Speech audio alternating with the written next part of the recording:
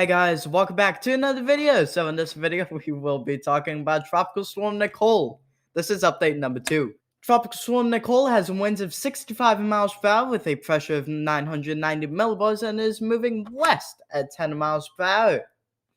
It's 285 miles northeast of the northwestern Bahamas and is 395 miles east of West Palm Beach, Florida.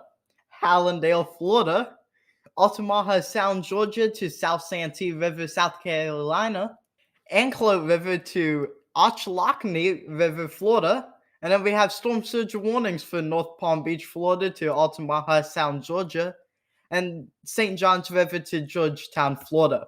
We have hurricane watches for Hallandale Beach to Boca Raton, Florida, and Flagler Volusia County line to Ponte Vedra Beach, Florida. We have hurricane warnings for Abacos, Bay Islands, Bimini, and Grand Bahama Island in the Bahamas, and then also Boca Raton to Flagler Volusia County line in Florida. We have tropical storm watches for Hallandale Beach to Ocean Reef, Florida, Bonita Beach to Ochlockonee River in Florida, and Altamaha Sound to South Santee River in South Carolina. We had tropical storm warnings for Andros, New Providence, and Eleuthera Islands in the Bahamas, and Hallandale Beach to Boca Raton, Florida, and Flagler Volusia County line in Florida to Altamaha Sound in Georgia.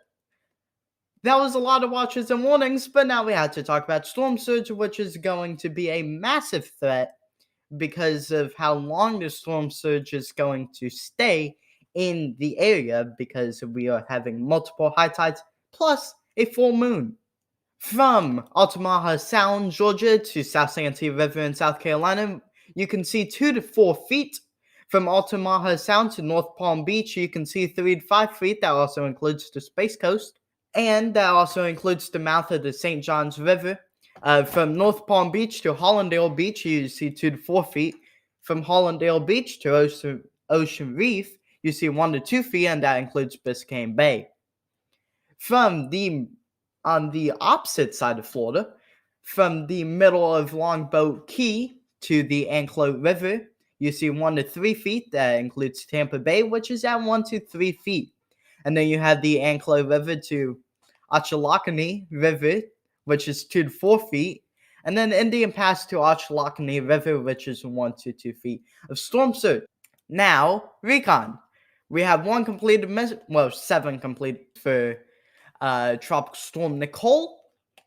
And we have 2 missions that is in the storm right now. An upper level recon mission, Teal 71, which is in the storm right now, same as NOAA 43. Missions number 8 and 9. Here's the latest recon, and we can see that it found winds of 50 to 55 miles per hour.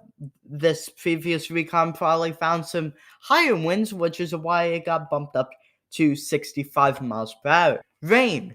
You can see rain from anywhere from the Keys all the way up to Maine with this system, but right now we're only focusing on rain in Florida, Georgia, South Carolina, and North Carolina. North Carolina, for Charlotte, Wilmington, and Hatteras, you can see 2 to 4 inches. For South Carolina, Charleston, you can see upwards of 4 to 6 inches. Savannah and Augusta, you can see 2 to 4 inches. Georgia, Savannah, and Augusta, you can see 2 to 4 inches. Atlanta, you can see a trace to 1 inch. Florida, Jacksonville, you can see 2 to 4 inches. Orlando, you can see 4 to 6 inches with locally higher amounts to 10 inches. Miami, you can see 2 to 4 inches. Tampa Bay, 2 to 4 inches. Tallahassee, 1 to 2 inches. Highest amounts possible could go up to 15 inches of rain, which is a good amount of rain. It is a good amount of rain, but Florida also needs this rain. They are in a very slight drought, but it's still a drought.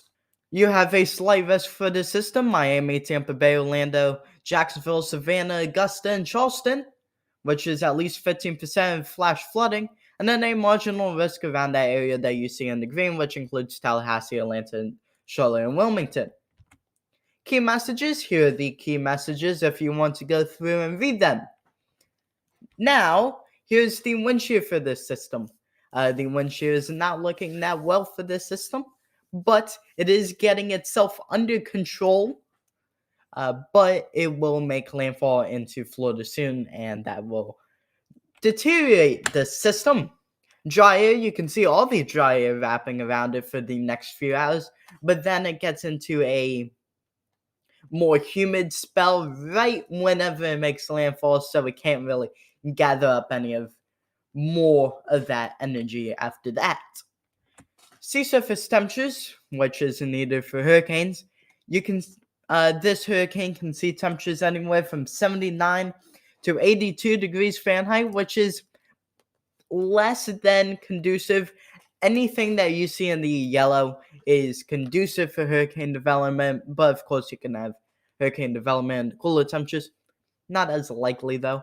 Radar, you can see this particular radar can't even show this whole system because of how spread out the system is, but you can see that it goes all the way from Florida all the way up into New England.